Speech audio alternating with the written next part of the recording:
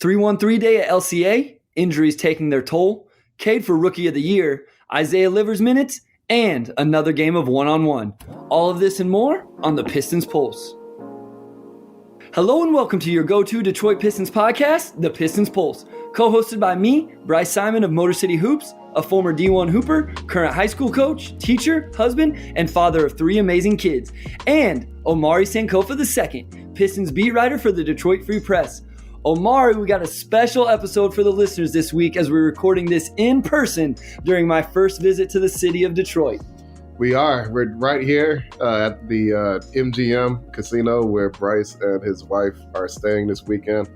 It's been a very, I guess, for podcast purposes, I would say festive weekend. Grabbed dinner Saturday night, kicked it all day today at the game, and then Bryce will be able to explore a little bit tomorrow as well. So, I think it's all timed pretty perfectly for us to be able to work this angle for our third episode, huh? Yes, this is perfect. It's always a different dynamic whenever we get to record in person. The first time we ever recorded together was, like, as you guys know, was out in Vegas in Summer League, and we got to do that. But there's just something a little bit different. As Omari said, he treated us to a nice dinner on Saturday night at a nice restaurant here in Detroit. We had Buddy's Pizza here after the game, and so we're getting the full Detroit experience so far during our stay. But before we get to today's episode, make sure you're following us on all social media platforms, at Motor City Hoops for me, at Omari Sankofa for Omari, and at Freep Sports. And make sure you subscribe to Freep.com. Also, do us a favor, go ahead and hit that subscribe button, leave us a rating, comment, and tell a friend about the Pistons Pulse podcast. Omari and I both enjoy engagement from our listeners, so always feel free to reach out with comments about what you hear on the podcast. On this week's episode, we'll discuss the past week's slate of games and opportunities for players like Marvin Bagley III and Isaiah Livers, with the Pistons injury report filling up. We'll also dive into the Rookie of the Year debate, Killian Hayes, and another game of one-on-one with Omari discussing life as a beat writer. And before we get started with Sunday's close loss to the Clippers, I want to make sure we send out all of our thoughts and prayers to George Blaha.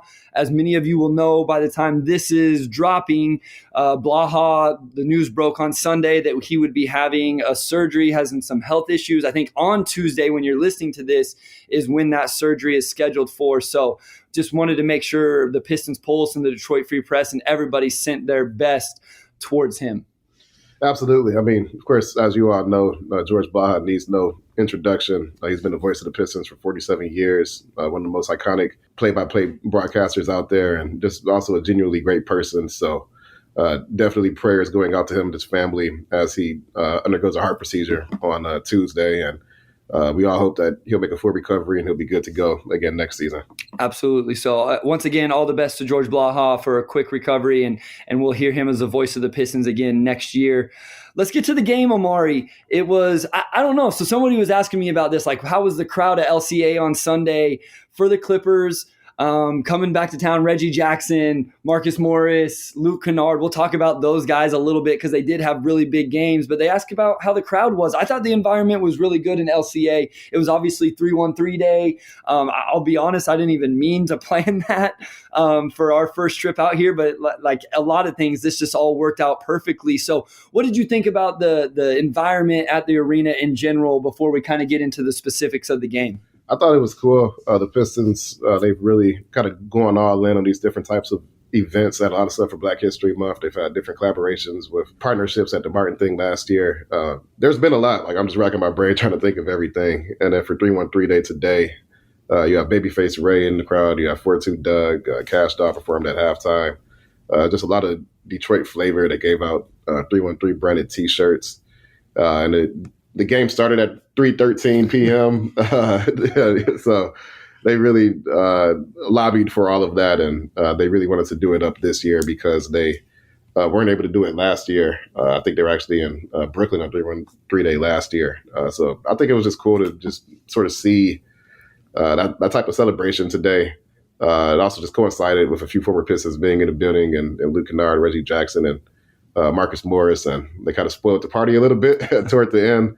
But overall, I thought it was definitely a fun game. Yeah, you mentioned those rappers that were in LCA, and I do have to mention it. It looked like they got a little special seat on the bench that forced Luka Garza to have to go in behind the bench, which I thought was kind of interesting that they got to take that over. But you also mentioned the game starting at 3:13, and I had the pleasure of being able to go with you, kind of follow you around, as a credentialed media member. So I got to go into the pregame media with Coach Casey. And one of the first questions that was asked of him was, hey, these kind of matinee games, how do you get the guys ready to play? Like, these are different than those night games. It was also, what is this, daylight savings time? I always get them confused. Spring forward, that's how I remember it. But so it was kind of a weird thing time-wise, but it looked like the team came out ready to go. Like, whatever Coach Casey did, it looked like the team was ready to play at the start at least. Absolutely. And we've kind of seen that a lot this season with this team starting strong and then kind of fading out late.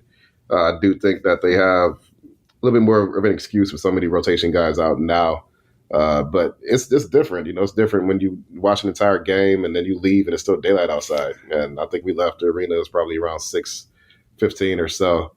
And with daylight savings time too, that's going to extend it as well. It actually completely threw me off today. I woke up and it was like 10:20. I'm like 10:20. Like, I'm always up by like 9:30 at the latest. Like, it took me like an hour before I realized, oh yeah, it was daylight savings time. Like, that happens when Sunday starts and not at 10:59 on Sunday night going into Monday. So that threw me off. I don't know if it threw the Pistons off. It's probably more pertinent for them to know what's going on.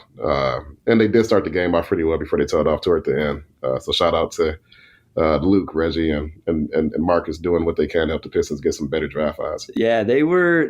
I think Marcus had 30 plus. Yeah, Luke went on a tear, knocking down some tough shots, some tough threes, and Reggie had a good game as well. So those guys definitely came back. And I do want to talk just about Reggie Jackson real quick here before we move into some other stuff from the game on Sunday. I really appreciated Reggie Jackson. I heard it whenever I was sitting in the pregame. I heard him tell somebody, like, I'll always be a Detroit Piston. And I wasn't going to say anything about it. But then after the game, it was in the Clippers media, and this has been around on Twitter. I think he had some really kind words to say about Detroit and being a Piston. And it's always kind of nice to hear that. I know it's tough as fans whenever those guys go to other teams. Like, sometimes you struggle with that. But I thought it was pretty cool to see Reggie Jackson showing love to Detroit, to the Pistons organization, like he seemed to be doing on Sunday.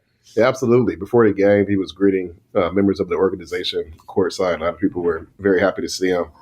And Reggie's a guy that I think fans understand. Beyond the injuries, he really came in here and he embraced the city, and he played extremely well. I still remember pretty vividly when he scored I believe it was 26 points in the fourth quarter against Blazers a few years back. And I think there's always a sense of like, what if, sort of with that era, just because you have so many injuries between him and Blake, being the top two scorers on the team. I can confirm that Reggie Jackson did not get booed. We heard really loud jeers for Andre Drummond and Blake Griffin this year, but Reggie, no blues for any of them, honestly. For Luke, I know a lot of fans are so sour about them not taking Donovan Mitchell. To which I say, it's the 13th pick. Get over it. If a Hall of Famer goes 13th, then it is what it is. That's not something you should be mad about years later. But yeah, players who play for Detroit tend to really respect the city, respect the fandom here. Fans typically show love to all the players who come through, and those relationships with the organization still last even after you leave. Of course, Dwayne's the coach. A lot hasn't changed in the last 2 years, even though, of course, you have a new front office in. So, so it was cool to see Reggie come back and still show a lot of love to the team he played for a few years. Speaking of the front office, I was talking to Wes about this, and Wes is in here. So as Amari said earlier, we're recording just in the hotel room here at the MGM Detroit. And Wes and I were talking as Amari was finishing up his article before we started recording. I didn't see Troy Weaver. Is he normally seen there at the games? Does he have I'm assuming he's at almost every single game, but does he just maybe have an office up top somewhere or something like that? Usually when he's there, he's you see him around the court like pregame and whatnot. But he also scouts, and with it being March Madness, my assumption is that we probably won't see much of Troy this month as he's going from game to game. Just getting the final preparations in for the Pistons to finalize their draft board. So I think that's probably the priority right now. So I'm assuming he wasn't here. I didn't see him, and he's going to be on the road a lot. I would expect over the next month or so. Got you. And this episode, guys, we won't have a whole lot of draft talk. Not really. Well, we might dive into some here and there, but we will definitely bring that back for episode 4 and moving forward as March Madness gets going. Obviously, Selection Sunday just happened when you're listening to this, so we'll definitely dive back into that. But we did want to take just 1 week off here and then let March Madness get going a little bit, and then we'll get back into the Chet Holmgren, Keegan Murray, Johnny Davis, my guy Benedict Mathurin talk as we move forward. I want to ask about Rex Kalamian, because being here in person for the game, Omari, you get to see some of those things on the bench that you don't always catch on a broadcast. He is a very animated, very active, and you can see that on the broadcast too, how active and a part of everything he is. But I mean, when you see Coach Casey at half court coaching, like today, I noticed sometimes Kalamian's right behind him, standing right there. And I'm watching the Clippers, and, Ty Lue is a very respected coach in the NBA and has a staff as well. But I never noticed his assistants quite being that active. You obviously get to see these things night in and night out going to all these Pistons games. Would you say Kalamian is one of the more active assistant coaches that you've seen around the league? And I think for the most part, he's just like the defensive guy. So you see him calling out the defenses, the switches, coverages, and those things. I don't know about around the league, and I'm not always looking at opposing benches as much as I'm looking at the Pistons bench. But of all the assistant coaches, I would say he's probably the most consistently animated of that group.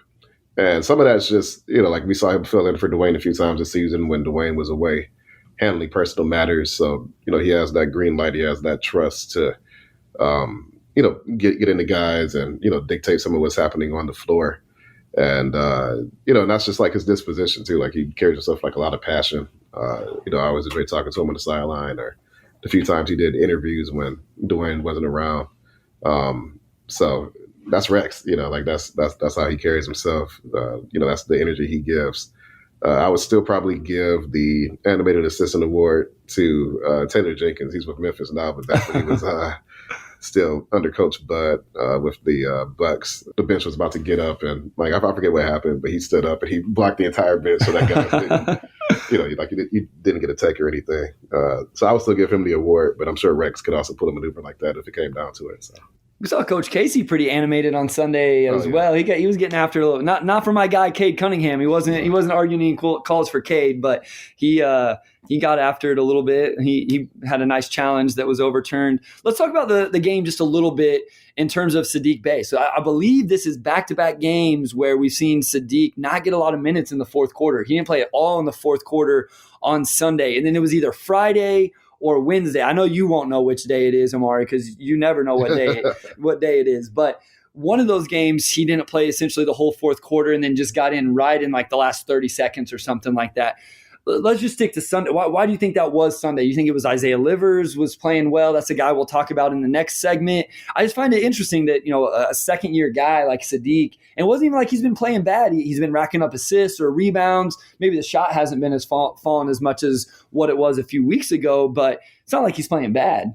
Yeah, I think it was just Livers was playing well. The Pistons not only liked the fact that Livers could shoot it, and he was 3-4 from 3 today, but just his, I think, defensive activity, his communication is really good. He's a high IQ guy. I think he rebounds pretty well for a 6'7" guy. And these are all things that could be said of Saddiq as well.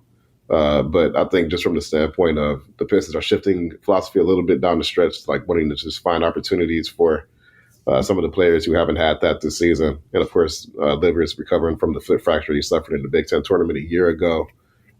Today was probably only his 8th or 9th game in a Pistons uniform, and he's playing pretty well. And I think the coaching staff just said, he's playing well. We'll leave him out there, let him play some big time minutes, get that experience. Saddiq's a known commodity, but Isaiah, largely is not.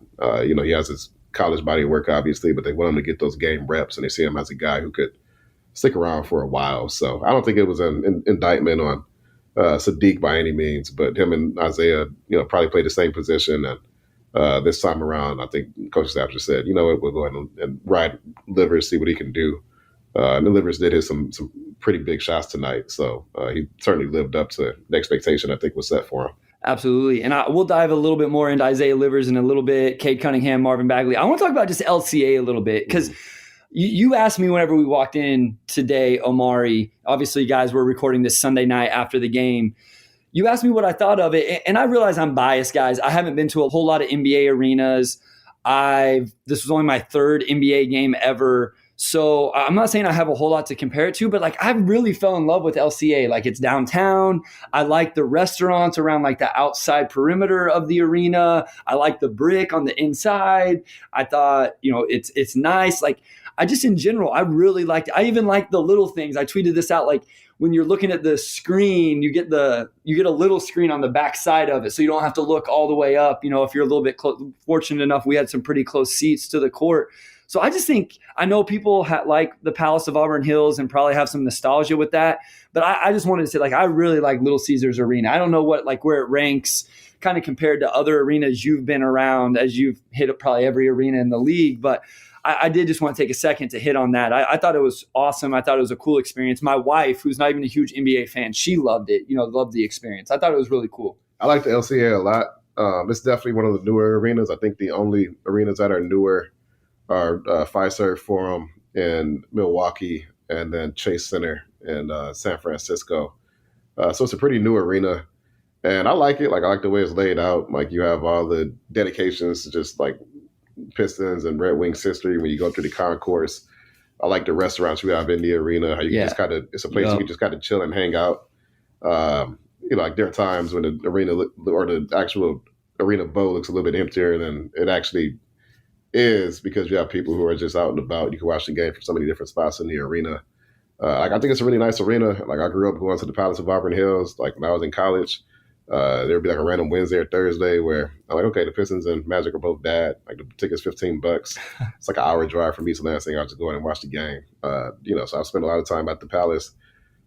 This is a hot take, and it should not be a hot take at all. Uh-oh. You said you were going to throw some at me. Well, this is more so, this is hot because people are wrong. I'm right on this one. Like, so this is like, it shouldn't be hot, but it is hot. Love it. So the LCA is way better than the Palace. It's not close. It's not a competition.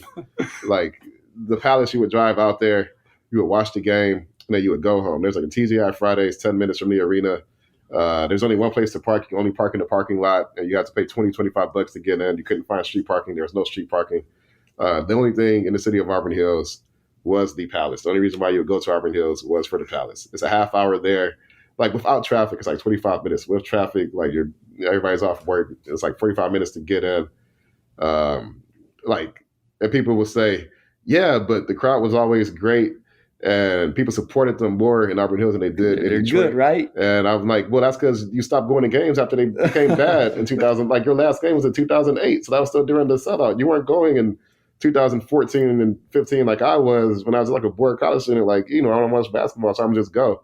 Like it would be empty in there. You had like a 2,000 seat arena with like 500 people in it. But LCA attendance, and I've been to way more games at the LCA just because I covered the team now. But like, no crowd has been genuinely bad this year. Maybe only a couple have been genuinely bad, but you always have a pretty good crowd in there. People still get loud. And guess what? If they're getting blown out in like 6 minutes left and you want to leave early, you have your choice of bars to go to after, just all these different things. You can park for free. So I'll probably spend like 5 minutes talking about this, but I just have to get that off. Like, LCA is way better than the Palace. Give it up. Stop. You have rose tinted glasses from when they were good 15 years ago and you didn't go to a game. The last 8 years pretty shut down. So I'm so happy. We got Omari. He teased it on the last episode, guys. And I almost didn't even bring that up. I almost didn't bring the LCA experience up. I had all these different things from the game on Sunday I wanted to talk about. I have a really cool Johnny Kane story. Like that man is such a nice dude. Talk about how Jason Preston for the Clippers, like all these things. But I was like, nope, I'm going to go with the LCA experience because it was legit. And that was the right call. As Wes, who's sitting right over to my right, I just want everybody to know Wes is agreeing with Omari the entire time that Omari is talking about this. So there we go. So, all right, we got to take a short break.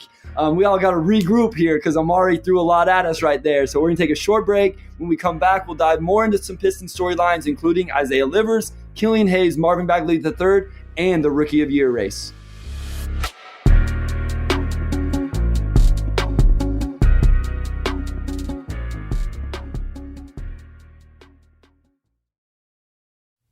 I'm Alyssa Robinson for the Detroit Free Press.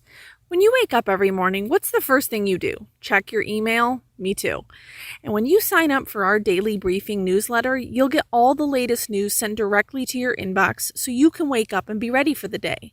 We also have newsletters about COVID-19 in Michigan, the latest entertainment headlines, as well as Woodward 248, a newsletter specifically for people living and working in Southeast Oakland County. And don't forget about automotive headlines and all the latest news from our Michigan sports teams. We have a newsletter for every personality and preference. Just head to freep.com/newsletters to sign up for any one of these great options and more. All right, Amari, so you're on your hot take streak right now. So I want to bring up a hot take tweet that you had a few days ago about the Rookie of the Year race and Cade Cunningham and kind of what we've seen from this rookie class as a whole in the NBA. For sure. So for those who didn't see the tweet, the gist of it basically was just me saying that there are multiple guys in this Rookie of the Year class who have put together very, very solid Rookie of the Year worthy campaigns. And obviously only one person would get the award. So rather than trying to devalue the accomplishments of other guys in the class, maybe we could just accept responsibly that some guys are going to get snubbed because it's just like it's how it is, right? Like when you have a class this talented, I mean, you have Josh Giddey tallying triple doubles. You have Scotty Barnes, like he's been like the second or third best player on a playoff bound Toronto Raptors team. Of course, Cade's been phenomenal this season. The fact that like Franz Wagner is like probably a distant fourth or fifth for this award, and Franz has been like really, really good too. Like look at his numbers; like he's been right there with those guys. 15, 5, and 3. Efficient too. Like he shot the ball. Like his efficiency has been better than Cade's. Like I know people aren't going to like me pointing it out, but it has been better, and he's scoring on a similar volume.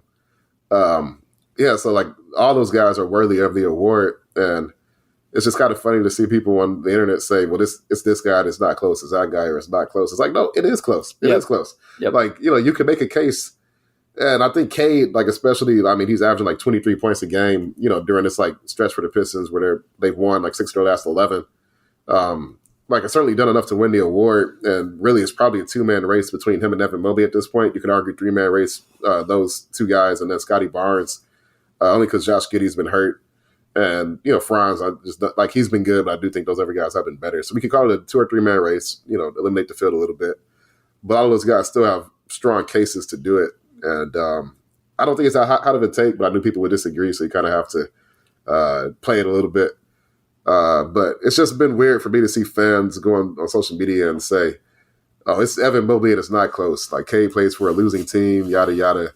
Or Pistons fans say, it's Cade Cunningham, but it's not close. Mobley benefits from playing with 2 All-Stars. It's like, no, like both of these guys are playing fantastic basketball for different reasons. Like we don't have to devalue one guy or the other to say that it's not close for this other guy. Like that's insane to me. Like let's be honest and say it's a close race. Let's say if Evan Mobley loses to Cade Cunningham and Evan Mobley was deserving, and if Cade loses to Evan and he was deserving, and Scotty, like that's where we're at. It's unfortunate that you can't just divide the award 2 or 3 ways. Like I think they probably did a co-rookie of the year like 20 years ago, but I think that's corny. Don't do a co-rookie of the year award. Just pick somebody. Don't be a coward. That's where I'm at as far as that. Like I'm just happy to just see these guys play phenomenal basketball being so young, right? Like it makes you excited, and it seems like that kind of gets lost in the shuffle because people want to make cases for guys that don't really exist. Like this is a super close race, and it should be a close race. No, I agree. Like, I have no problem with anybody who says that Evan Mobley is the Rookie of the Year. He's been really, really good on a team that has exceeded everybody's expectations. And I realize Darius Garland's been a huge part of that. Jarrett Allen has been a huge part of that. But Evan Mobley's been a huge part of that as well. Absolutely. And yes, Cade Cunningham and the Pistons haven't won a lot of games, but how many games would they have won if it wasn't for Cade Cunningham? So there's all sorts of ways. That's a great thing about sports, right? That's a great thing about basketball is there's different ways to value what a player does and the production and the value that brings. And that's why we have these debates. But I'm with you where I get a little bit frustrated when somebody tells me, no, there's no way you can think that Cade Cunningham isn't the Rookie of the Year. Well, yeah, I think Cade Cunningham's the Rookie of the Year, but I've watched every second of this game this year, Amari, as have you. Mm-hmm. I haven't watched every second of Evan Mobley. I saw someone on Twitter the other day, someone was like crushing him for, I don't remember who was scoring on him. I think it was Saturday night, whoever they played on Saturday night. And I'm like, Yeah, like I could put a package of highlights together that makes Cade Cunningham not look great too. So there's always context, there's always nuance. I think what'll be really interesting as we look at the rookies like stat, you have Cade, Jalen Green, Franz, Scotty, Evan Mobley, Giddey. Like who's going to be the even first team? One of those guys isn't even going to be first team rookie of the all rookie team. You also have Herb Jones, who's been really good. Yeah. You have Ayo in Chicago. He's been really good. Ayo's been really good. Chris Darty's been good. Probably not on the same tier as those guys, but still, you have a lot of guys who have Davion Mitchell hasn't been a bad player. Suggs has put it together a little bit. Like this has been a really good draft class. Like it really has. Kuminga's been balling for Golden State. He's been playing really well lately. Yes. Yeah, like you have a lot of guys. I mean, you only have 2 rookie teams normally. You could probably do 3 this year and still have a couple of guys who probably deserve some sort of mention, right? Like it's just a really deep, really good rookie class. And I would just say right now, Evan Mobley playing for a team that's in the playoff hunt, Cavs have been one of the biggest surprises from a voting standpoint that probably favors him a little bit more just because, there's a little bit of a bias where if you're in a national spotlight more people are going to see you play, right? And the Cavs have withstood a lot of injuries this year too. So, you look at the roster from the start of the year, you look at the roster now, they've lost some key guys and they've still been rolling. And Mobley's been a big reason for that. So, if I had to guess, I'd say like Evan Mobley probably wins it, but there's also still 3.5 weeks left, and Cade's been playing so well that I wouldn't be shocked if Cade comes from behind and, steals it from him. So, so we'll just have to see. But they've both been really good, and they're both extremely deserving of it. And Mobley is playing right now without Jared Allen, who's out for a little bit of time. And I think that's going to be something that's really going to make or break a case for him as well. Because I have seen people try to make the argument that Evan Mobley, I don't want to say is overrated defensively, but when you have Jared Allen next to you defensively, it's going to help you, look a little better. Now he's the true anchor of that defense for Cleveland. No, absolutely. 100%. So what about Cade in general? Like, let's just talk Cade because he is the face of the franchise that we're talking about here. What have you liked about what you've seen the last, since the All-Star break? So here 2 or 3 weeks from Cade Cunningham. He's just been balling. Like, it was so much fun to watch him in person, watching him warm up before the game, how he goes about his business. You could hear him talking to himself when he'd miss a shot. Like, come on, Cade, got to do the post-game stuff, listen to it. Like, he's just so – I've talked about this before, Amari.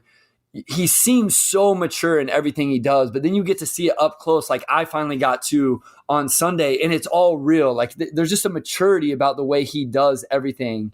And now the production is happening. Almost had a triple-double on Sunday as well.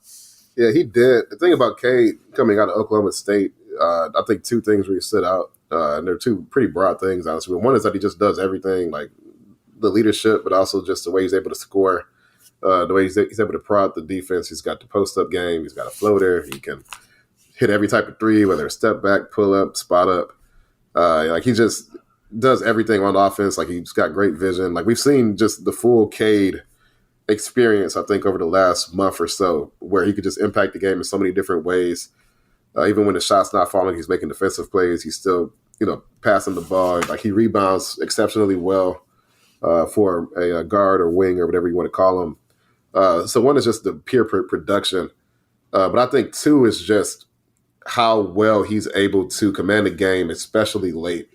I went back and looked, actually for the story I wrote after today's game, it was about, just Cade Cunningham, like how his minutes have gone up a lot, just in the last month. What did he play, 44 on Sunday? Yeah, he played 44 Sunday. He played 41 on Friday against Boston. And part of that's because of injuries, but also part of it is because the Pistons, like every single one of those games have been close. And if you're playing close game after close game, and Cade is your best closer, then that means he's playing a lot of second half minutes, right? Tonight, he had 32 minutes through 3 quarters, and he played the entire fourth. Like, he's the guy for the Pistons, and now he's his minute load is beginning to reflect that. But it's just a testament to just what he's able to do in the fourth quarter. Now, nobody else on the roster can really replace that. Like Sadiq and Jeremy can give you some of the scoring, but you're not getting the playmaking. You get the playmaking from Killian, but you're not going to get the scoring, right? And, Cade, like, he'll score a clutch 3. He'll get a clutch block, a clutch charge, clutch pass. Like, he is clutch in every sense of the word clutch. Like, he's going to do something to help you win that game. I feel like I just made the Rookie of the Year pitch. But that's basically it, right? I also add that I think Rookie of the Year is a meaningless award. The best rookie of any class rarely ever wins that award because you base it off the first year of their career. and a lot changes after. Like Giannis was like, I think he was like, I don't even know if he was first team all rookie when he was a rookie. Like, so I'll throw that out there. But overall, I mean, I think we've just seen everything that made Cade stand out as the number one prospect in a really good draft. I think what was interesting listening to the post game on Sunday, you asked him about that. You asked Cade about playing all those minutes, and he said he felt like he wore down in the game on Friday, but he wasn't. I remember specifically, he said, I was not going to let myself do that again on Sunday. Yeah. And that doesn't mean he just went crazy. Obviously, the Pistons still lost on Sunday, but you could just tell by like the way he said it, his voice was like, no, I'm going to learn from this. And I think he is. Like, I think he's learning like how to play 40 plus minutes a night. And then he also talked about, he strikes me as the type of guy that we're going to see those reports of Cade Cunningham spends X amount of money on his body and taking care of things. I want to ask you one more question, then we're going to go to another rookie, Isaiah Livers. And I was talking to Wes about this the other day, and we kind of went back and forth. If I gave you over under 39.5% for what Cade ends up shooting for three, not for this season, he had such a bad start anyway, that percentage was always going to be skewed, but a career over under 39.5% 3-point shooter, would you go over or under? I would say that's a really good line to set it up. Thank you. We are the MGM. There you go. Man, that's tough. Like, I want to go under. Only because he's going to be such a high volume shooter that I feel like that could probably impact it a little bit. But when I say under, I mean like literally like 39%. Like if he were to crack 40, that would be phenomenal. And it's just the only reason why I'm not is because he's a guy that's going to have to create a lot of his own shots. Yep. And the only guys that can create their own shots and hit above 40 are guys like Steph. I mean, it's just really hard to do. Like even Lillard's not I don't even think he's a career 40% shooter. He's a great shooter. But no, I mean, Cade is a fantastic shooter. I mean, and especially as the Pistons get more time around him and he gets better looks, like that's going to go up a lot, that percentage. Yeah, I think I'm with you. I actually think whenever Wes and I were talking, I know I took the under, and Damian Lillard is a career 37% 3-point shooter. So, that's a tough line. I think it's easy to say, oh, no, he's going to shoot over 40%. 40% in the NBA is shooting the rock, especially when you're shooting at as many temps and at the level of difficulty. So, and this wasn't a knock. Like, I was just thinking about it the other day. Like, what if Cade – I've been one that have said that because he shot 40-some% at Oklahoma State his freshman year. Oh, he's going to be a 40% 3-point shooter in the NBA. Well, he doesn't have to be 40% to be a really good player, to be an all-star, to be the player this team needs to be. If he's 37, 38, like you were saying, especially at the volume and the difficulty that he's going to shoot him at, that's going to be just fine, especially with everything else he does. Isaiah Livers, I know we talked a little bit about him in the first segment, but I want to talk about him some more, Amari. This guy has quickly become one of my favorite Detroit Pistons because he does a little bit of everything. He guards, he communicates, he knows his role and his responsibilities. Coach Casey was giving him all sorts of love Sunday after the game. Jeremy Grant was giving him love. Cade was giving him love. I just think he's really acclimating himself to this team. And while I don't think he's going to be like a starter on the Pistons, over the next 10 years, I think he can carve out a role. I think he can too. We saw it during his 4 years at Michigan, but he's a really high IQ guy, just smart basketball player, makes good plays, knows his strengths, knows his weaknesses, and plays within that. And the Pistons being a team that haven't shot the three very well this season, and especially with all the injuries in the backcourt they're dealing with right now, it's really created an opportunity for him to come in and show what he can do. Like he hit 3 threes, played most of the fourth quarter on Sunday against the Clippers, hit some big shots. Like he communicates on defense. Like he's just like a smart player, and he's the type of guy that you can just see him sticking around for a while, just because he's giving you a lot as a role player, and he's not going to make a lot of mistakes. Like he plays pretty mistake-free, clean basketball, and I like that about him. Yeah, and he plays hard. I think Coach Casey outlined a play where like he went from the block out to the corner and got a block on a shooter in the corner, and just the communication. I think Jeremy Grant was talking about that, like his communication on the defensive end. I think the shooting, like really, I believe in the shooting. I think everybody believes in the shooting, Amari, but he hasn't necessarily shot it extremely well in his 8 or 9 games. He did on Sunday, but I think that's going to be the biggest thing for him. Like I've seen all the other stuff to believe like he's going to do the intangible stuff. He's going to be a hard worker. He's going to guard. He's going to communicate. He's going to make the one more pass. Can he be a 40% 3-point shooter? And I think he's going to be there, but that's really what it's going to come down to. So not always does that shooting translate that we see, even whenever we think it's going to. For sure. Yeah, I think he shot 33 or 34% in his career at Michigan. I know he tried to run that his senior year. So when you hit that volume, like on that percentage, that obviously bodes pretty well for the NBA. But I mean, obviously that is the make or break thing for him. Like he's got to at least be hitting that at like a 37, 38% clip from to have a long-term NBA career, just because that's his best skill. And if he can add defensively as well, then I think that's just butter. But he's the exact type of guy the Pistons should be developing and trying to, groom into being able to handle a larger role down the line as well. Absolutely. So going from a guy in Livers who has a huge basketball IQ to a guy who, at least defensively, but I even think offensively a little bit, is struggling with that a little bit, and that's Marvin Bagley III. So I want to talk about him as we've seen him move into the starting lineup with the injury to Isaiah Stewart, who did do a little pregame routine on Sunday, and I think you said on Friday as well, right? Stu got some work in, so maybe he's a little bit closer. Maybe we'll see him here this upcoming week play some games. But Marvin Bagley III, the offensive skill set is really good. I don't think we've seen it, right? Like the touch, the lob threat, all those things. But I kind of wonder if we're going to see like it come around defensively. Like what's his role going to end up being in those other areas?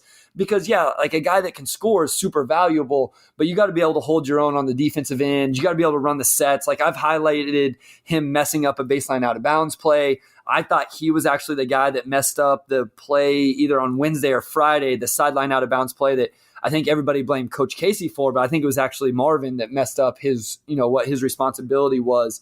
So what have you seen from Marvin Bagley III? What do we need to see moving forward? What have you kind of heard from the team? For sure. I mean, I think he's been an offensive spark plug for this team. Just as simple as just being a lob threat. Like, we've really seen Cade and, Corey a little bit more. Even Kojo got one. Yeah, like they really began to lean into that. And you could tell that the guards just appreciate having like that release valve. Like people talk about like vertical spacing. And you see the value of it where there are possessions that are just like, oh, Marvin's open, we just lob it up, and it opens things up. Like it helps you sustain runs a little bit more. It helps that Marvin could also get his own, shots, whether he's posting up, like he's got good touch in the post, like off to mid range a little bit. Like he can really score in a variety of ways, and that's giving his team a lift. And I wish he were half as good on defense, because on defense he's like what you would call a tweener. Yeah. And I feel like that tweener able used to apply on offense a little bit more, but in today's NBA is more defense. Yep. Where if you're a big, you have to be able to either protect the rim or you got to be able to stick with guys on the perimeter. Like you got to do one or the other. And for most guys, you're probably a drop big where you're protecting the rim a little bit more. But Marvin, like he's small. Like even though he's 7 feet tall, he's like a lot skinnier than all the bigs, so he can get out muscled. He doesn't really have the timing. He's not really a shot blocker. Guys don't really fear him down there. And then he also kind of lacks the foot speed to be able to switch a little bit, stick with some guys, some forwards along the perimeter. So, you're giving up some points when he's on the floor, long story short. And I think it's tough because more often than not, he's playing alongside Kelly Olynyk or like Jeremy Grant, at the 4 or 5. And neither of those guys are rim protectors either. So Jeremy's the best defender of the three, obviously. But I don't think you can really play Marvin Bagley next to Isaiah Stewart, who can protect the rim and switch, obviously, because neither of those guys can shoot. So you got to have some fit issues. And I think the key for Marvin, like you want to see him get better on defense, but at the very least, you want to see him be able to stretch the floor a little bit so that at the very least you can play him with guys who kind of cover for his weaknesses on defense. Because right now, like it's just not a perfect fit with what the Pistons need to accomplish on both ends of the floor. No, that's a great point, that if he can stretch the floor, then all of a sudden you can play him with Isaiah Stewart. And I know we keep referencing Sunday's game because that's what's fresh on our mind, but it really stood out to me how much this team was missing Isaiah Stewart on the defensive end. Every time Stu's not playing, it makes me appreciate, especially what he does defensively. His switchability, Omari, is so impressive. And I tweeted this the other week, and like you're seeing guards like shoot over Isaiah now rather than blow by him. Yeah. Because I'm sure in the scouting report they're like, well, don't be deceived by this 260-pound man. Like he's going to be able to move his feet and shuffle and stick with you all the way, all the way down. So I mean, he's a deterrent in that way for sure. No, that's one of my favorite things to watch is that these guys get a switch and they're like, oh, we're going to square up Isaiah Stewart and just go by, and it just doesn't happen. And we saw the that happened late in the game on Sunday with Reggie Jackson. And, you could see the confidence in Reggie Jackson when he had Marvin Bagley III on him. One final thing here before we get to our third segment, and that's Killian Hayes, another player that's been injured like Isaiah Stewart. And I think they've missed him at times. You really need that guard perimeter defender. This is something I've talked a lot about, Omari. I want a guy like that next to Cade Cunningham. So Cade has a little bit of pressure off of his shoulders on the defensive end. What do you just think about Killian Hayes? If we get it, let me go back just a little bit. One, when do you think we'll see Killian Hayes back in the lineup? I believe he was questionable on Sunday. So is there a chance we see him on Tuesday? And then what do you think, big picture for Killian Hayes the rest of this season into the offseason? Is this second unit thing going to be his thing? Is that where he's going to stay? Is he still going to be a part of this team next season, or is it possible he gets moved in the offseason? So I do think there's a chance we see him this week, if not Tuesday, then Thursday in Orlando. He was upgraded to questionable today. I think he was either just flat out or doubtful on Friday against the Celtics. So he's trending in the right direction. So we'll probably see him back pretty soon. I like what Killian has been doing over the last month or so. I know in the first part I was a little bit more critical of him, but I think Killian is doing a better job of understanding his strengths and his weaknesses. But my biggest issue with Killian was that he would leave points on the table. You have a layup and he passes it up. He has an open three and he doesn't take it. And it's the offense works for those types of looks, and it really lessens the impact of your passing when you are a non-scorer, right? Because sometimes the ball is going to wrap back around to you and you got to be able to do something with it. And, if you're passing up good looks, then that's not good. You could be a little bit too pass happy, and that would kind of bug me sometimes when you see him do that. But I think he's done a better job taking what the defense gives him. If you have a left-handed layup, go take that layup. Don't kick it out just because it's there. Hitting some threes here and there. He really has not shot the three ball well at all. He shot it pretty well, and that's completely fallen off. And that's going to be a big focus for him this offseason. But let me talk about what Killian does well. And Killian is the best perimeter defender on the team. We've seen him just absolutely lock guys up night after night. And he is a great defender. I was just going to say, he is a really, really great defender. He's made a leap from that end last season. You just think about how good he could be, next year or the season after. That could keep him on a lot of floors, just being able to lock guys up. And with the passing too, I think his passing has even been better. I think the way he's been moving the ball, finding guys, keeping the offense going, it seems like he's been more assertive in that way. We've seen him getting into the defender's body in the paint just to kind of open up that little window so he could dump the ball in. So he's starting to understand, I'm stronger than a lot of guys, so there are things I can do and I can get away with.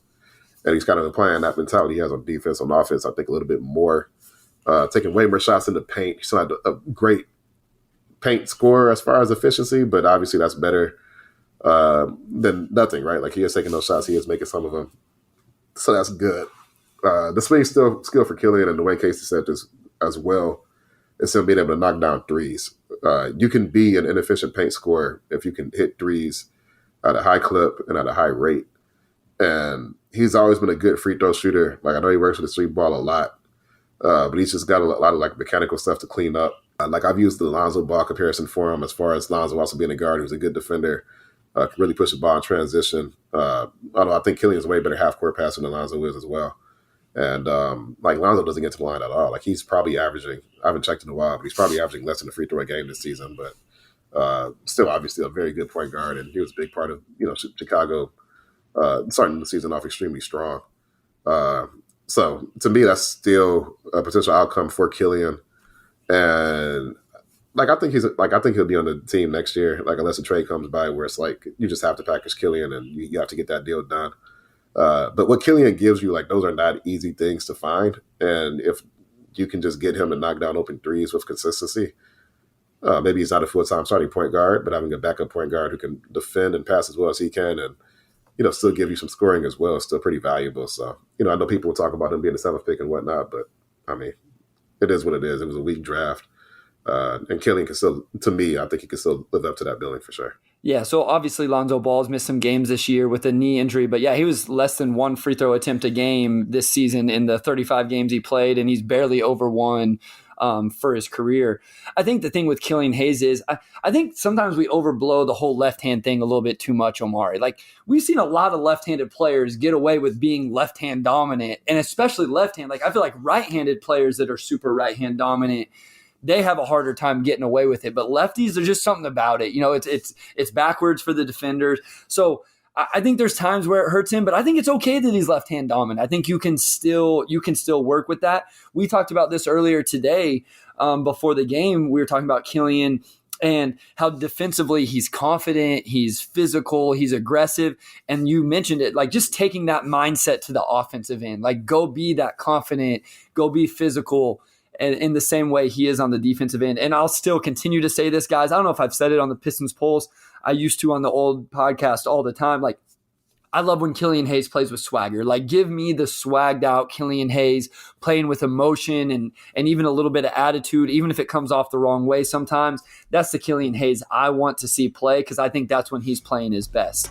We have one more short break here before we close out the episode, and this week we bring back the one-on-one segment, which we got great feedback from episode 2 about, and Omari and myself discuss something from our past, present, personal, or professional lives. This week, Omari gives us some insight into the life of a Pistons beat writer.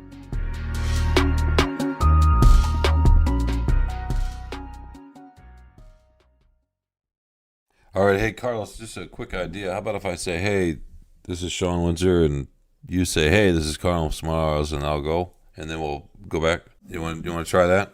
Yeah, that sounds good. Okay, you ready? Yep. Hey, this is Sean Windsor. And this is Carlos Benares. And we are the team behind Free Press Sports with Carlos and Sean, where we are going to talk about, you guessed it, sports, but lots of other stuff. Like what, Carlos? Oh, we're going to talk about your favorite subject, Sean, food. Probably more food. Arts, culture, sports, TV, movies, you name it. If it's happened in Detroit, we're going to talk about it. And sometimes we're going to have guests in who obviously know a lot more than we do about just about everything. But we're going to have some free press journalists to talk about big stories, folks from the sports world. We're going to be out every Thursday. You can find this podcast wherever you find your podcasts, Apple, Spotify, Google Podcasts. We hope you'll join us. So real quick here, before we go one-on-one, I want to read a few more comments from Apple Podcasts, Twitter, etc. I thank you guys so much. We thank you guys so much for these comments, the ratings. We really appreciate it. It means a lot to us. And we wanted to go back, make sure we caught these ones from before and after episode 1, actually. So from Ryan2985, he said, the best show ever. Haven't even heard an episode yet and already know it's fire. We appreciate Ryan. Hope you are liking the episodes. And then from Dan Cam 11, he says, amazing already. Just listened to the first episode today, and I already can't wait for what is next to come for this podcast. Bryce and Omari both do an absolutely amazing job of informing the listeners on all things Pistons. We are truly lucky to have another amazing podcast to add to the weekly queue. Keep up the good work, guys. Also, shout out to Wes. Yeah, we appreciate the love and definitely appreciate the shout out to Wes, because this podcast does not go without Wes giving us the outline and keeping us in line. So we appreciate the kind words. It's been great to see the reception we've gotten through 2 episodes so far, and then soon 3. So definitely keep them coming, everyone. That keeps us going. Absolutely. And then one more that came after episode 2 from Kayleen M.A. 5 stars. Both Omari and Bryce are excellent. There's so much insight and knowledge between the two of them. It's a great podcast and a must listen if you're a Pistons fan. And just to reiterate again, thank you guys so much for those. We really appreciate it. Tanner Forshee, you left us a comment as well. We gave you a shout out on Twitter. So if you guys leave your Twitter handle, we'll give you a shout out on Twitter, interact that way. And then Coach Graham, a guy I met a few months ago, been a big part of what I've been doing, left us a comment. So thanks to Coach Graham as well. But let's get into this final segment, one-on-one segment. And we're actually going to bring back a Twitter question from episode 1. It was one we didn't get to, but it was one Omari really liked. And this is from Malik Bey on Twitter. He's a big fan of the podcast and a guy I interact with quite a bit on Twitter. And so thank you, Malik, for the question and all of your support. But he asked, does being a beat writer and basketball essentially being your job make it harder to be a fan of basketball? Is it harder to watch other NBA or NCAA games in your leisure time since it's your job to do so? Yeah, so appreciate the question, Malik. And I did really like that question enough to where I decided to save it for 2 episodes later, because I do find that fans are interested in just the beat writer dynamic, I would say. and how that sort of impacts how we look at the game. So I thought it'd be a nice way to kind of dive into that. And I would say it doesn't make it harder to be a fan of basketball. I think you have to love basketball to do this job just because of all the sheer amount of time that goes into it. And I would say that fans probably underestimate that to an extent. What you see as far as our job is live tweeting press conferences. We tweet our stories out, whatnot. But the press conferences are a pretty small part of the job. And I mean, we're just around the game a lot. I mean, it's not just at the arena, but we're going to practices. We have road games and whatnot, shoot arounds. We're doing something related to our jobs practically every single day. I would say maybe once a month, if that. During the season, you get a full day where we're not doing something Pistons related. And you may think you have a day off coming up and then some news breaks, and that kind of goes away. But I don't think it makes it harder to be a fan of basketball. But I would say it does change your relationship with how you watch basketball. For one, I would say that most beat writers are not fans of the team that they cover, even if they grew up watching the team. Like, I grew up watching the Pistons. I grew up rooting for the Pistons. I've been pretty open about that. But I've been a sports reporter since I've been in college. And I've started covering the NBA before I started covering the Pistons.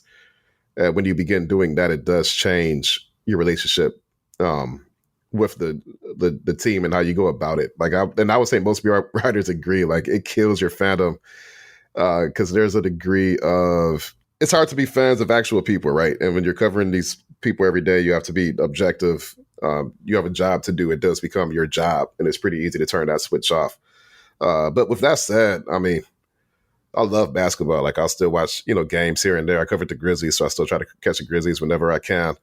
And I would say more so because it's my job. I watch basketball less just out of pure fandom and more out of the need to be informed. Like, I watched Michigan State, Purdue the other day, and I was watching, well, because I just watched Michigan State basketball, obviously, but I was also watching Jaden Ivey because the Pistons will probably have a top 5 pick soon, and I could be covering them soon. And if I watch Gonzaga, I'm obviously watching for Chet. And I would say that probably informs how I go about the job a little bit more now. Now, there's guys I'll just turn on just because I like watching them too. Like, if I'm watching Golden State, like Iowa, I'm a Keegan Murray fan. So I'm not one to watch Iowa hoops normally, but I'll watch it for Keegan because he's also got his Pistons like a lot, and I could be covering him soon too, and I also just like his game. So it does change your relationship with the game a lot. Being a beat writer. But I wouldn't say it makes it harder to be a fan because I'm not really watching basketball to fandom now necessarily anyway. It's just more so I have a job to do and I need to know what I'm talking about. So, it's like, you got to watch basketball outside of the Pistons a little bit as well. And I open this up to you as well, Bryce, because you got the behind the scenes experience a little bit on Sunday. And you could probably see to an extent, like when you're, you're doing the press conferences, but also you talking just like team personnel a lot. So your entryway to the team isn't just like a particular player, right? But you're meeting the security guards, like, trainers, whatnot. Like, there's a lot more to it than I think fans may appreciate. Yeah, like just in the time we were there today, you introduced me to like a security guy, a PR guy. I ran into Johnny Kane and got to have a little interaction with him. But like you were talking about how you don't get to be like, I even felt that way a little bit on Sunday, Omari. Like, I'm 3 feet away from Cade Cunningham, and I felt like it would be stupid of me to ask him for a picture because I wasn't there as a fan necessarily. I was there as a credentialed media member.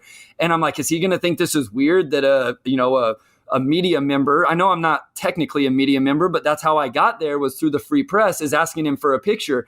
Like, I'm that close to Cade Cunningham. Like, I'm the biggest Cade Cunningham fan there is, but I felt like, no, I'm here to do a job. Like, sitting in the press conference, the same thing. Like, I'm sitting there listening, like zoned in. What is he saying? I got to tweet it out. And this isn't my job the way it is for you and the other beat writers. So I can understand, even enjoying the LCA experience, like me and my wife and Wes and his wife, we got to sit essentially 6 rows from the court, and we just enjoyed the game as fans. I kind of turned everything off during the game and sat in that seat. But you're doing a job the whole time, right? Like, you're taking notes and you're trying to write an article, and it does change just the experience in general. And just the entire way you think about it just changes. Like, I'm always thinking about stories I want to write, stories I need to work on, questions I need to ask. Like you're just constantly in work mode. Yeah, I mean, and you just see these guys for who they are, right? You know, they're just, you know, like behind the cameras and all that, regular people. You know, like you joke around with them, you have conversations that have nothing to do with basketball. Yeah, I mean, it certainly removes that, I think, fan aspect because they have a job to do, you have a job to do, but at the same time, you're also just people trying to get through life. And I'll also say that, and this is a little off topic, but I find that a lot of fans think that their beat reporters should have a degree of fandom as well. I saw a beat reporter who covers the Eastern Conference team. I'm not going to blow a spot up, but he was going back and forth with fans over the weekend because he tweeted something that was perceived to be against what people who watched that particular team generally agree with. It was just his opinion. It wasn't inflammatory. It wasn't, you know, it's not like he was trolling or anything. His opinion was just not that of a fan opinion. And people were like, oh, well, you cover the team. This is a bad look. Like, how dare you do that? You don't want your beat writers to just be fanboys. You want your beat writers to be their own people, have their own opinions, be truthful, be objective, and if need be, give it to you straight as well. And I would say that that's probably the biggest motivation and not being a fan as well, is that you want people to take you seriously. You want people to know you're going to be honest, give it to them straight, be accurate in your reporting. Like, that's what good beat reporters do. So when I watch basketball now, it's like with an entirely different mindset as how I would have watched it like 10 years ago when I was still a senior in high school, and you just kind of want to see a player dunk on somebody, right? Like, you know, like I would say you do everything with purpose. And that kind of goes into the second part of the question from Malik. Is it harder to watch other NBA or NCAA games in your leisure since it's your job to do so?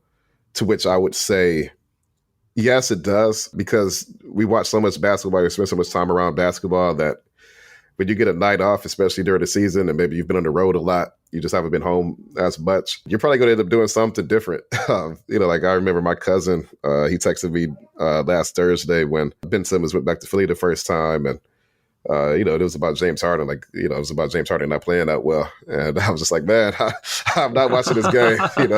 You know, a buddy told me to come out. Too many free throws anyway, Omari. Too many free throws anyway. Like, that's not the most aesthetically pleasing game to watch. And you kind of know how it's going to go, right? Like, you know, Ben Simmons is going to get booed. I mean, it's a regular season game. If it was a playoff game, I would have watched it for sure. But regular season, it's 82 of these things. I'm watching all 82 for the Pistons. And, you know, if a buddy was like, hey, I'm DJing at this spot, come through. You know, like I've been on the road a lot. I'm like, yeah, I'm going to go and hang out with my buddy. And I would say it's probably less of a priority to watch basketball in my leisure time unless it's Michigan State, Purdue, where it's like, oh, okay, I can watch Michigan State because that's my alma mater. And I can also watch Jaden Ivey, right? So I would say it makes it harder. I would just say I'm probably not prioritizing watching basketball in my leisure time compared to if you're a fan and, you know, and you can just do that for fun, right? Like I'm doing it for my job, you know, 6-7 days a week. So when I do have leisure, I'm probably going to turn on the PS5 or go see some friends or family or something along the lines of that. Absolutely. And I think everybody would understand that, like, whatever your job is, you kind of want to get away from that a little bit whenever it's not your job. And I don't say this because I know you love your job, Omari. We talk about this a lot as you and I have got to know each other more and more and spent some time together here this weekend. I know you love your job, but it is a grind. Like, you know, we missed Selection Sunday tonight. Selection Sunday is one of my favorite things. And we didn't get to watch it because we were waiting in the media room. Like, I'm sure stuff like that happens to you all the time. Even, you know, we were supposed to meet at the arena at whatever time, 12:40. Well, you got there a little bit late because, unfortunately, the George Blaha news had broke. So there's always stuff like that. And so you're always on. So I think everybody could understand you wanting to get away from it a little bit. And here, as we kind of close out the episode, I want to talk about something you did do in your leisure time the other night. We talked about this. I think you tweeted about it. And since this is the Omari hot take episode, Kirk, if you're listening to this, the title is already written. It's Omari's hot takes for episode 3. But you have a pretty hot take already about the new Batman versus the old school, The Dark Knight. I do. The Batman is better. I know The Dark Knight is, for many people, the greatest superhero movie of all time. It's one of my favorites. So whenever I deliver a take that people are going to disagree with, like, I've thought about it, you know, I've considered every argument. I've meditated on it, you know, I've let it marinate. Hold on, do you really meditate? No. No, I don't actually figuratively meditated over it. Got you. But it's just, like, I think it's overall a better movie. I think Heath Ledger's performance of the Joker is just an all-time great performance, like, even beyond superhero movies, just period. Like, he crushed it. But I think The Batman is just overall a better movie. Like every character in The Batman is great. In The Dark Knight, once you get outside the Joker, like I don't know, too many of the performances really stood out that much. The story in The Batman overall was really great. I like how they fleshed out Gotham. I liked Bruce Wayne and Spoiler Batman. alert. Okay, yeah, some spoilers in here. It's like the highest grossing movie of the year. So if you haven't seen it, then hey, and I'm not going to spoil too much. I'm not going to spoil where the story goes, but overall, it's a better movie. I have some buddies who were like convinced that it was better after they saw it for the first time, and I was like, no, it's not better. Come on, but it is a better movie. And if you haven't seen it, I recommend going out because it's definitely a great one. And Wes agrees with you, of course. He's over there shaking his head. Yeah, that's right. Wes knows what's up. Yeah, Wes is always on Amari's side right now, so I got to figure out a way to change that up. But I have not seen it yet, and so I kind of like to troll Amari a little bit on some of this stuff. The music stuff, if you guys follow us on Twitter, you've seen us go back and forth. We haven't gone through with his country music, and who am I supposed to listen to? The Future or Kendrick Lamar or somebody? I think we said Future. I'll probably go Kendrick, but we'll follow that up, and maybe that could be episode 4 or 5. Yeah, there you go. So we like to go back and forth a little bit, but we'll get to that. I do need to watch The Batman. I know my wife wants to watch it as well, so we'll get to it eventually. Maybe we talked about earlier how I don't like to necessarily go to movie theaters, but I'll catch it at some point. Yeah, we'll definitely make it happen because you did not like that Take It Out. It was better than The Dark Knight. So I know you hold The Dark Knight in high regard. So we'll have to get you up to speed so we can have an in-depth debate on it. Yeah, it has a little sentimental with me. I was in college playing at AU. We watched it on a bus trip, like with all of the team. And so there's a little bit of something there. But it really was a great movie and a great Joker, obviously, as well. But we'll cut it off there for this week. We'll keep the hot takes and all the back and forth for episode 4. Please make sure you follow Amari on Twitter at Amari Sankofa and read all of his articles on freak.com. He does great stuff. We talked about it, how he's just grinding away every single day, bringing you the best Pistons content. So make sure you check that out. And as we always do, we want to give proper credit and thanks to the people behind the scenes: editor Kerry Jr. II, executive producer Anjanette Delgado, and executive producer Kirkland Crawford. And of course, our guy producing the podcast, Wes Davenport. We also want to thank all of you for listening to this installment of The Pistons Pulse. Please rate, subscribe, comment, follow us on Twitter, and tell a friend about the podcast so we can continue to grow. Thank you, go Pistons, and we'll talk to you soon.